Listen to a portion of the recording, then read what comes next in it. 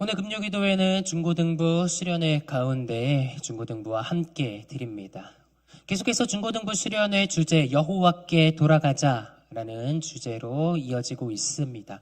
오늘 우리가 함께 볼 말씀은 너무나도 잘 아는, 우리가 익히 들어서 알고 있는 탕자의 비유 이야기이죠. 이 탕자가 아버지께 재산을 가지고다가 저 먼 나라에 가서 허랑방탕하게 다 써버리고 다시 한번 아버지께로 돌아오는 이 장면, 우리는 이 장면들을 보고 탕자가 무엇을 얼마나 잘못했는지, 그리고 아버지가 얼마나 그를 사랑하는지에 대해서 함께 살펴봅니다. 그런데 오늘 이 이야기를 저는 조금 색다르게 한번 이해를 해보고 싶습니다. 우리가 흔히 탕자가 이 집을 떠나서 나갔던 이유, 자유를 찾아서라고 많이 생각하지 않습니까? 내 멋대로 해보고 싶고, 내가 플렉스도 해보고 싶고, 아이폰도 사고, 갤럭시도 사고, 이거 다 사고, 람보르기니도 사고, 다 하고, 내 멋대로 다 하고 싶어서 나갔다라고 우리는 흔히 생각합니다. 틀린 것이 아닌데요. 저는 여기서 하나에 집중을 해보고 싶어요. 그게 무엇이냐면요. 이 탕자라는 친구가 처음부터 그렇게 마음을 먹었다라는 것이 아니란 겁니다. 그러면 그 마음은 어디에서부터 생겨나기 시작했느냐? 바로 그 가운데 왜곡된 아버지의 이미지가 있었기 때문이에요. 그는 어떻게 아버지를 왜곡했는지, 아버지를 아버지라 부르지 못하는 존재로 남아 있었다라고 하는 것입니다. 탕자의 이야기를 처음과 끝까지 살펴봤을 때 이 탕자에게는 두 가지의 아버지에 대한 왜곡된 인식이 있었어요. 첫 번째는 무엇이냐면요, 탕자가 아버지를 보면서 아버지라고 이해하는 것이 아니라 아버지를 아버지의 것, 소유로 인지를 하고 있었다라는 겁니다. 그래서 그냥 아버지의 버튼만 누르면은 뭔가 자판기처럼 뚝뚝뚝뚝뚝 나오는 것처럼 생각을 하고 있었어요. 그러니까 아버지한테 가가지고 내 몫을 좀 주세요라고 쉽게 얘기할 수 있었던 겁니다. 그리고 또 탕자는 아버지에 대한 왜곡된 인식이 있었는데, 그것이 무엇이냐? 아버지가 무서우신 분이라는 거였어요. 내가 죄를 지으면은 나를 혼내고 잡으러 오는 경찰관처럼 생각을 했다라는 것입니다. 이 두 가지의 왜곡된 인식이 탕자에게 있었기 때문에 탕자의 이야기가 점점 우리에게 더 암울해지는 것처럼 보여질 수가 있다는 겁니다. 그런데 이것은 비단 탕자의 이야기만은 아니에요. 여기 계신 모든 사람들에게 해당되는 내용일 수 있습니다. 여기 있는 어떤 친구들 가운데에서는 아버지가 이렇게 쉬운 것처럼 생각이 될 수도 있어요. 아버지, 오늘 어떻게 지내셨습니까? 회사에서는 좀 어렵진 않으셨어요? 라고 이야기하기보다는 아빠, 이거 좀 줘. 아빠, 나 이거 사야 돼. 아빠, 나 갤럭시 사야 돼. 아빠, 쟤는 저거 하는데 왜 아빠는 못해줘? 라고 이야기하고 그냥 띡, 아빠 띡, 아빠 띡 하고는 친구가 있을 수도 있어요. 또 반면에는 어떤 친구는 아빠를 아빠라고 부르지를 못하고 시험 성적을 딱 가져가면은 항상 걱정부터 하는 친구가 있죠. 내가 집에 어떻게 들어가야 되나? 내 점수가 25점을 맞았는데 어떻게 집에 들어가야 되나? 집에 가면 아버지가 딱 점잖게 앉아서 이렇게 하면은 이제 벌벌 떠면서 가져가는 그런 친구들도 있을 겁니다. 이렇게 우리 가운데에서는 여러 가지의 아버지 상을 가지고 있는 친구들이 있어요. 그렇다면 우리는 한번 솔직히 이야기를 해봅시다. 성경은 하나님을 가리켜서 아버지라고 부르고 있어요. 우리는 하나님 아버지를 부를 때 하나님을 가리켜서 어떻게 대하고 있나요? 어떤 친구들은 하나님 띡, 하나님 띡, 띡, 띡 하는 친구들이 있을 것이고, 어떤 친구들은 하나님, 하나님 하고 두려워하는 친구들도 있을 것이죠. 우리는 이렇게 여러 가지의 아버지 상을 가지고 이 자리에 섰습니다. 이 수련회 가운데에서 우리는 이제 그러면은 진짜 진정한 아버지의 모습이 무엇인지를 한번 살펴보고자 해요. 우리 친구들이 학창 시절 때 하나님을 아버지라고 부르면서 그 아버지에 대한 어떤 이미지가 우리 성경에서 이야기하고 있는지를 함께 살펴보기를 원합니다. 오늘 우리가 읽은 본문은 누가복음 15장 탕자의 이야기입니다. 우리가 이 말씀을 좀 잘 이해하기 위해서는요, 이 누가복음에서 이야기하고 있는 식탁의 이야기를 한번 살펴보아야 돼요. 식탁, 밥 먹자라는 이야기입니다. 우리는요, 사람들과 같이 밥을 먹을 때 내 수준에 맞는 사람하고만 밥을 먹으려고 해요. 내 수준과 떨어지는 사람하고는 밥을 잘 먹으려고 하지 않죠. 그래서 친구들, 우리 학교에서 보면은요, 학원에서 보면은요, 친한 친구랑만 밥을 먹고, 혹은 내가 좋아하는 선생님 찾아가가지고 밥을 먹고, 그렇게 관계를 시도를 합니다. 그게 바로 관계의 단어라는 것인데요. 여기서 혹시 친구들, 내가 손절 때린 친구랑 밥을 먹을 수 있는 친구도 있나요? 내가 손절 때렸어. 나 얘 싫어. 나 얘 나를 너무, 나 얘랑 다시는 안 놀 거야. 그런데 이 친구랑 같이 밥을 먹어야 된다라는 생각을 한번 해보세요. 어떨 것 같아요? 막 지금 막 소스라찌게 막 소름이 끼치고 막 그러는 친구들이 있을 것 같은데, 혹은 나를 괴롭히는 일진하고 같이 하룻밤을 지내고 밥을 먹어야 된다라고 한번 생각을 해봅시다. 어떨 것 같아요? 먹을 수 있어요? 못 먹을 것 같아요? 네, 반응이 없는 거 보니까, 이미 먹고 같이 죽었나 본다는 그런 느낌인데. 아무튼 누가복음에서 예수님이 누구랑 밥을 먹느냐라는 것은 그 사람과 예수님의 관계를 이야기해 주는 것입니다.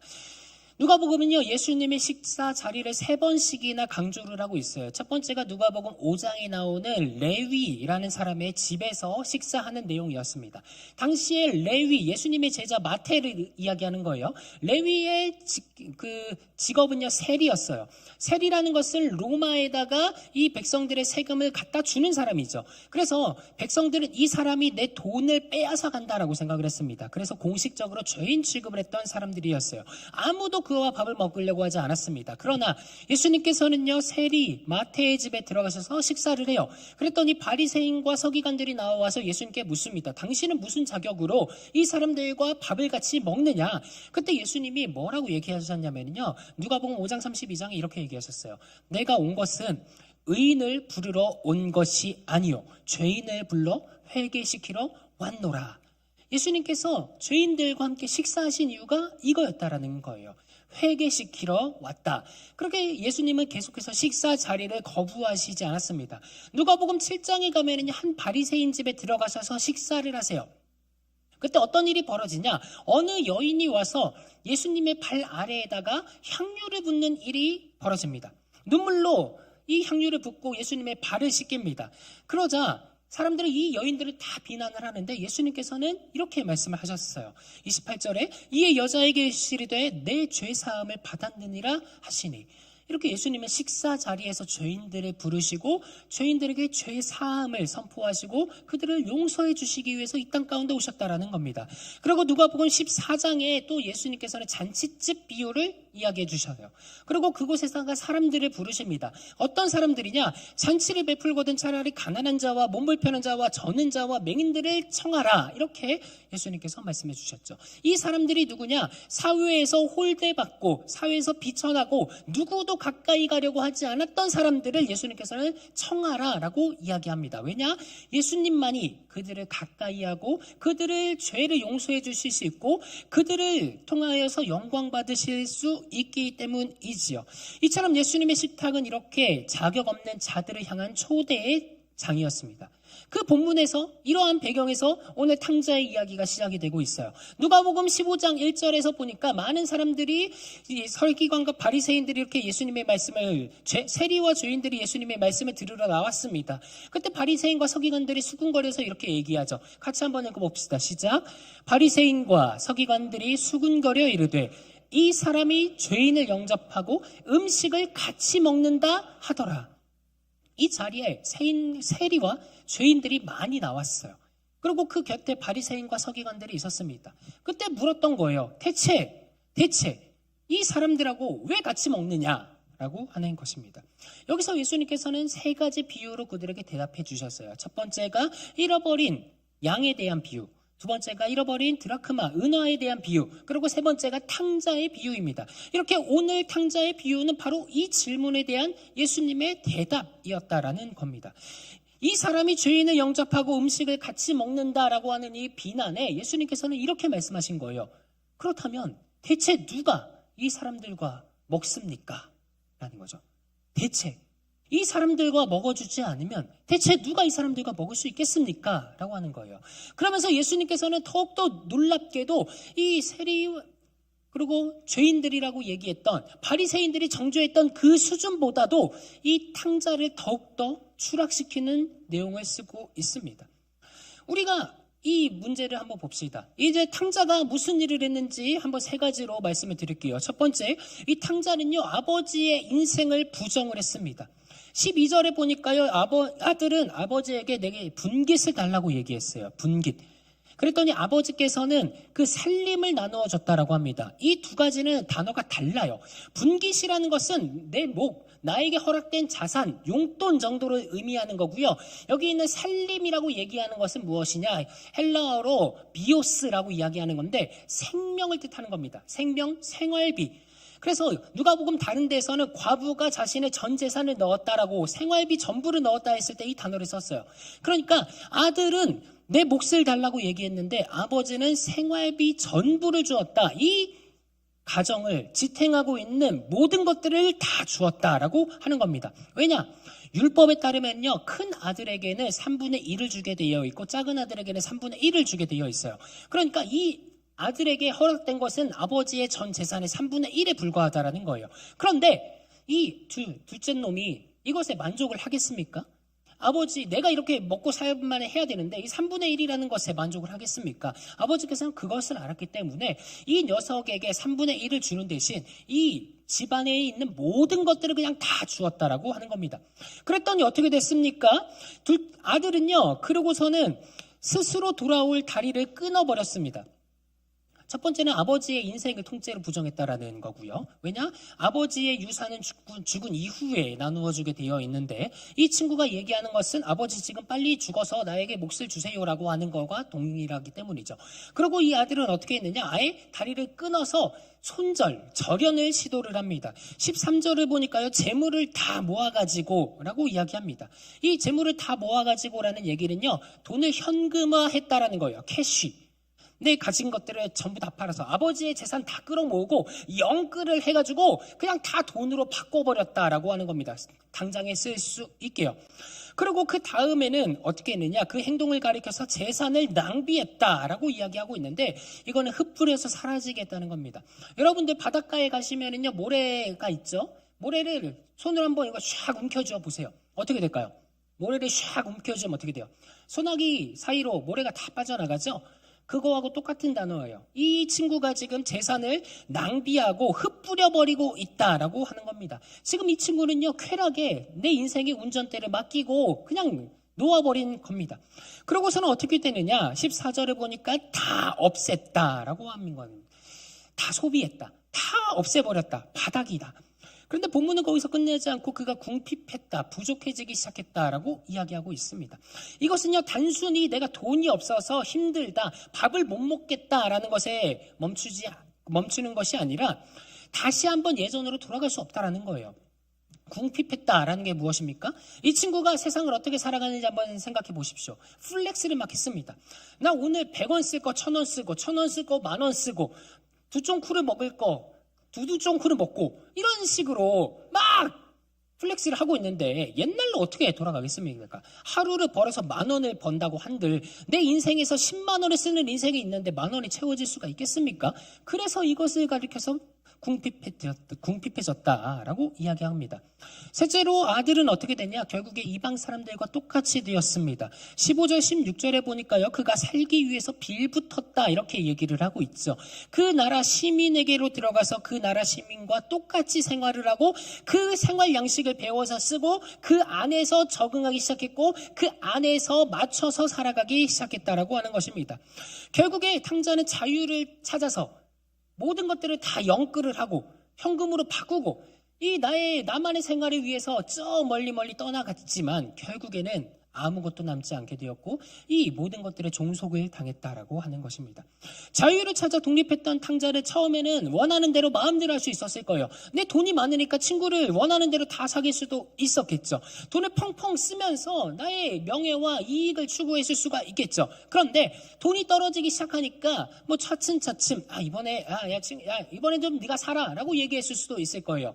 기존에는 내가 다 샀지만은 조금씩 타협을 하기 시작했을 것입니다.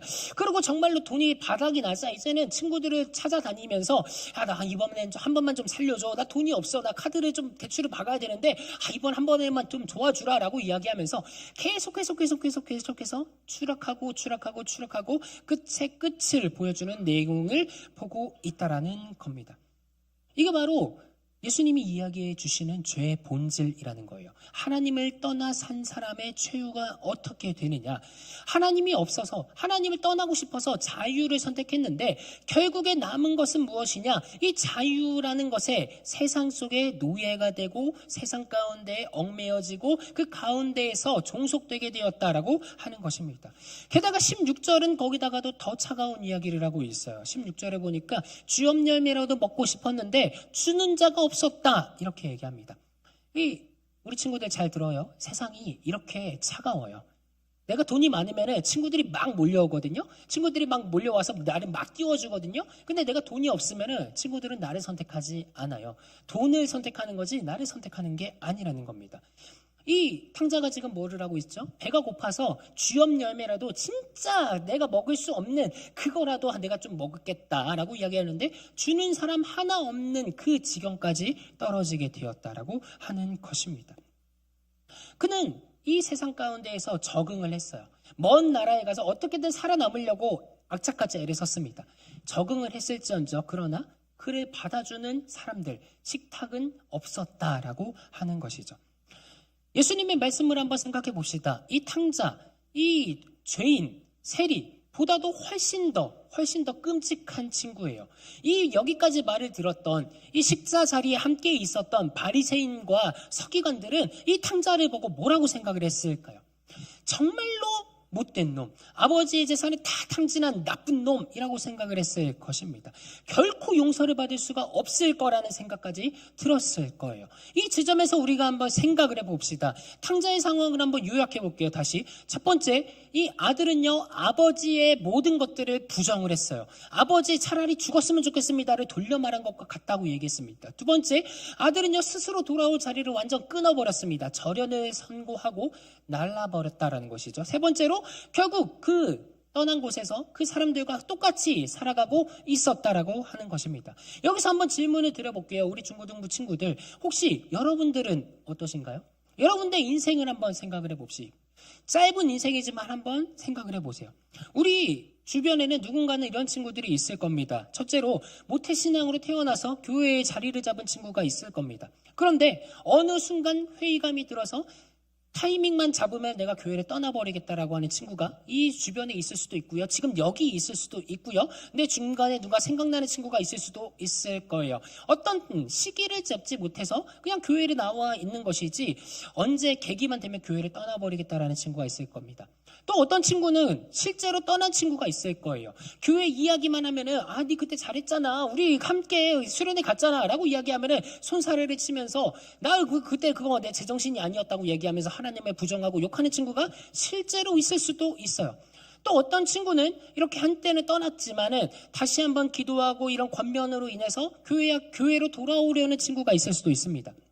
그렇지만 내가 한번 하나님을 떠났다라는 것 때문에 그 죄책감이 너무 심해서 억눌려서 차마 못 돌아가는 친구들이 있을 수도 있어요. 이 세 가지 케이스들을 한번 소개를 해드렸습니다. 이 친구들 공통점이 뭔지 아십니까? 이 친구들, 세 친구들 공통점이 있어요. 그건 뭐냐면은 내가 누구인지 모르겠다라는 겁니다. 내가 누구인지 모르겠다. 교회에 있어도 내가 누군지가 모르겠고, 교회 밖에 있어도 내가 누군지가 모르겠고, 교회 밖에 있지만 돌아오고 싶어도 내가 누군지가 모르겠는 그런 친구들이 있다라는 것이죠. 그런 친구들에게 오늘 말씀이 우리에게 굉장히 큰 도전을 주고 있습니다. 그 무엇이냐? 바로 17절에서 보여주는 탕자의 이야기예요. 우리 17절의 말씀 한번 같이 한번 읽어봅시다. 시작. 이에 스스로 돌이켜 이르되 내 아버지에게는 양식이 풍족한 품꾼이 얼마나 많은가. 나는 여기서 추려 죽는구나 라는 이 탕자가 우리에게 보여주는 내용이 무엇이냐. 이렇게 내가 누군지 모를 때, 대체 내가 무엇을 해야 될지 모를 때 이 탕자가 알고 있었던 사실을 하나가 있다라는 겁니다. 본문은 처음에 이에 스스로 돌이켜 이르되라고 시작합니다. 이 원뜻은요, 제정신을 찾았다라는 거예요. 정신이 돌아왔다라는 이야기입니다. 문득 눈을 떠보니 나 뭐하고 있지? 나 대체 왜 이러고 있지? 라고 이야기하고 있는 거예요. 그래서 그가 정신을 돌아보니까 내 상황이, 내 삶이 완전 피폐해져 있고 말도 안 되는 일이 벌어지고 있는 겁니다. 그때 이 친구가 택한 것이 무엇이냐? 아버지의 집을 떠올렸다라고 하는 것이죠. 그는 현실을 자각을 했어요. 현자 타임이 왔다라는 거죠. 그러고서는 나의 고향을 떠올려 봤습니다. 아버지의 집을 떠올려 보니까 아버지의 집은 사실 넉넉했다라는 거예요. 그 집에는 품꾼도 있었고 살찐 송아지도 있었고 좋은 옷들도 있었고 어찌 됐든지 간에 내가 지금 일하고 어려워하는 것보다는 훨씬 나은 상황으로 내가 돌아갈 수 있겠다라고 생각을 하게 된 겁니다. 그래서 그는 고향으로 돌아가기를 선택을 했어요. 그 넉넉한 집안에 그래도 내가 돌아가야지라고 생각을 했는데 그 탕자가 그 자리에서 깨달은 것이 있었습니다. 그것이 무엇이냐면은 내가 누구인지, 내 정체성이 무엇인지, 내가 잃어버린 것이 무엇이었는지를 깨달았다라는 거예요. 그가 진짜 떠난 것이 무엇인가? 그는 아버지의 집을 떠난 것이 아니라 아버지와의 관계를 떠났다라는 것을 떠올리고 다시 한번 아버지께로 돌아가기를 원합니다. 그리고 그는 분명하게 내가 지은 것이 죄라고 얘기를 하고 있어요. 18절의 말씀을 보니까 내가 일어나 아버지께 가서 이르기를 아버지 내가 하늘과 아버지께 죄를 지었다 이렇게 이야기하고 있죠. 탕자는요 내가 한 모든 것들이 죄라고 고백을 했습니다. 그것도 아버지께 단순히 아버지께만 지은 죄가 아니라 하나님께도 지었다라고 이야기하고 있어요. 이건 구약 민수기 5장에 있었던 율법의 말씀을 떠오르게 하는데요. 제가 한번 읽어드릴게요. 이스라엘 자손에게 이르라 남자나 여자나 사람들이 범하는 죄를 범하여 여호와께 거역함으로 죄를 지었으면 그 지은 죄를 자복하고 그 죄값을 온전히 갚되. 구약의 율법에서는 뭐라고 얘기하냐면요. 사람들이 범하는 죄, 일반 죄, 사람들에게 하는 죄를 범하여서 여호와께 거역했다라고 한다면 그것을 갚아야 된다 이렇게 얘기하고 있어요. 그 갚는 것도 그냥 원금만 갚으면 되는 것이 아니라 원금 플러스 5분의 1, 20%를 이자로 쳐가지고 갚으라고 이야기하고 있습니다. 이 상황이 이 탕자를 조금 좀 더 무겁게 만들었을 거예요. 내가 아버지께 받은 재산, 내가 허랑방탕하게 다 탕진을 했는데 원금도 못 갚는데 원금에다가 20%를 쳐가지고 갚아야 된다. 이건 말도 안 되는 이야기죠. 그래서 그는 한 가지의 방법을 깨닫습니다. 어떤 방법이냐? 내가 이대로는 못 돌아가겠다. 내가 아버지께 돌아가도 내가 아들로서는 못 돌아가고 내가 노예로서 내가 종으로서 아버지 밑에서 부역을 하면서라도 이것을 갚아야겠다라고 생각을 하게 된 것이죠. 그래서 그는 계속해서 외웁니다. 내가 아버지께로 돌아가면서 길을 떠나면서 계속해서 이렇게 읊조리고 있는 것이죠. 내가 아버지께 죄를 지었으니 내가 하늘과 아버지께 죄를 지었으니 이제부터는 내가 아버지의 아들이라 감당을 받지 못합니다. 이제 나를 품꾼 중에 하나로 보소서. 이제 나를 품꾼 중에 하나로 보소서. 내가 하나니까 아버지께 죄를 지었습니다. 계속해서 그 며칠을 가는 동안에 계속해서 이것을 뒤에 되뇌이고 읊조리고 얘기를 했을 것이죠. 아버지를 만나는 그 순간에도 이것을 틀리지 않고 얘기하게끔 그렇게 생각을 해서 나갔을 것입니다. 탕자가 이 모든 것들을 깨닫고 돌아오는 순간 그가 깨달은 게 바로 이거라는 겁니다.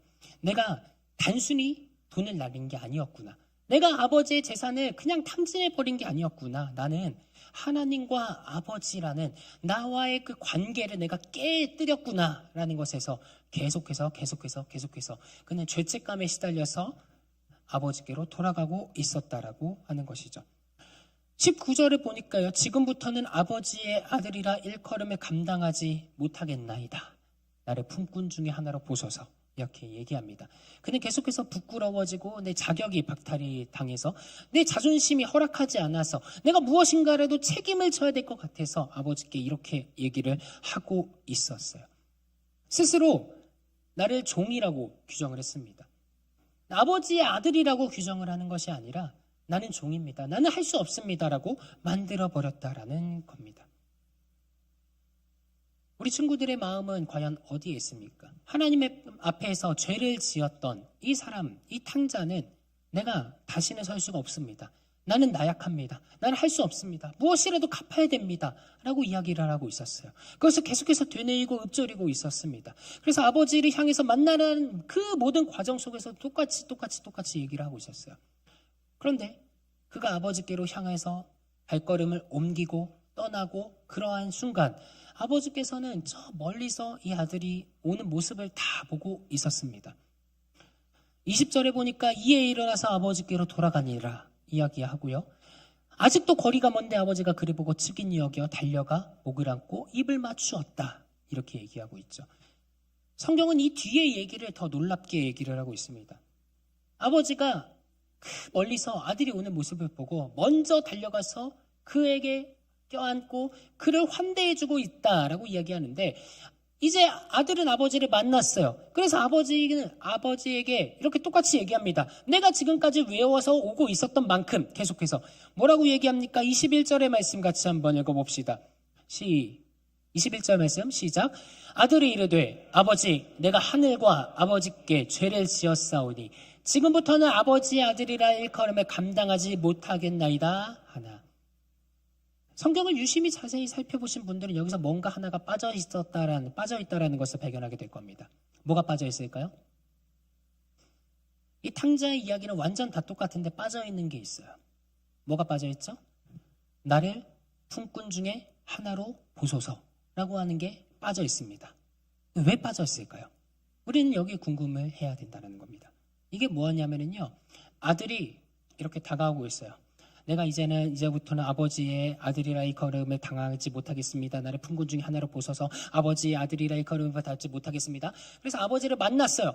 이야기를 하고 있죠. 이제는 내가 아버지의 아들이라 일컬음을 받지 못하겠습니다. 나를 품꾼 중에 하나로 보소서라고 이야기할 때 아버지가 그의 입을 막아버린 겁니다. 말을 못하게 막아버린 거예요. 나를 품꾼 중에 하나로 보소서라는 이야기가 나오지 못하게 아버지가 그 자녀가 자신의 이 모습을 규정하지 못하도록 막아버린 겁니다. 왜냐? 아버지에게 이 아들은 아들이었기 때문에, 종이 아니라 아들이었기 때문에, 아들이 그렇게 되뇌이는 모습을 보고 멀리서부터 다가가서 안겼을 때, 안았을 때, 그가 자신을 종이라고 규정을 하고자 할 때 막아버리고, 오히려 22절의 말씀처럼 종들을 다 불러서 좋은 옷을 입히고 좋은 신발을 신기고 그에게 반지를 끼워주고 하면서 아들로서 다시 복권을 시켰다라는 것이죠.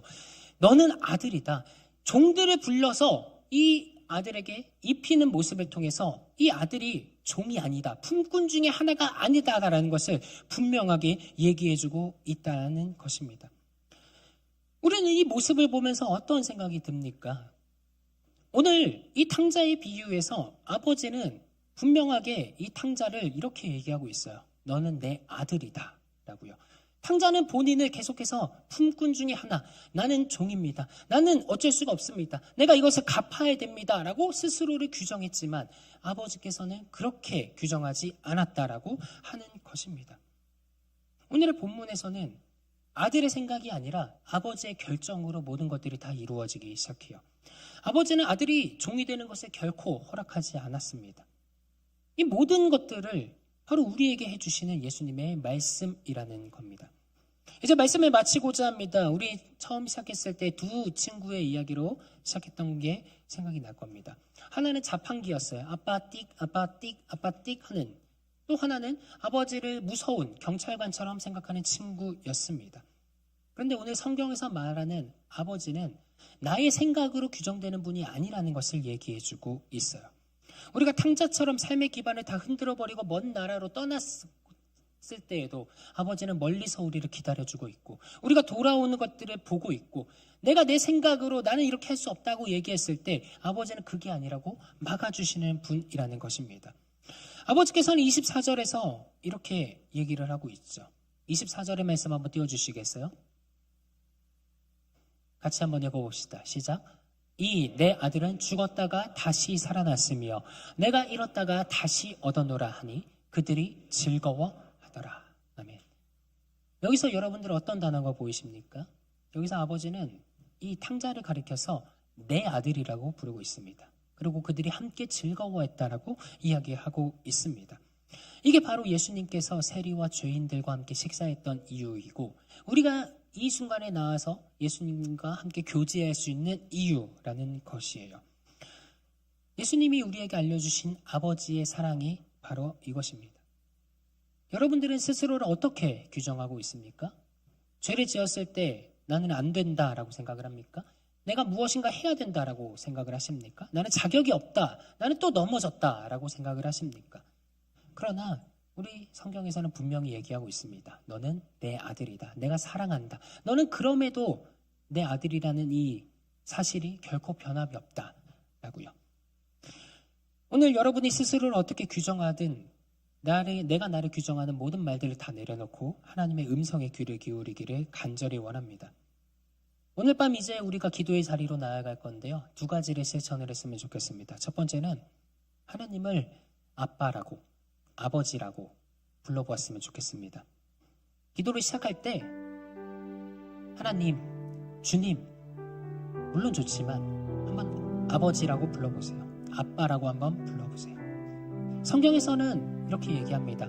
우리에게 아빠, 아버지라고 부를 수 있게 해주셨다라고요. 성령님이 우리 가운데 계셔서 그렇게 이 시간 기도의 자리에서 아버지라고 불러보기를 간절히 소망합니다. 만약에 이렇게 입이 잘 떨어지지 않는다라고 한다면 그 마음과 그 모든 것들을 그대로 하나님께 올려서 고백해 보기를 소망합니다. 두 번째는 이 자격지심의 옷을 다 벗고 아들의 옷을 입기를 원합니다. 우리 사탄은 끊임없이 우리 친구들한테 너는 안 된다, 너는 자격이 없다, 너는 이렇게 할 수가 없다 라고 끊임없이 소리치지만 아버지께서는 이렇게 얘기하세요. 이 내 아들은 죽었다 다시 살아났다 라고요.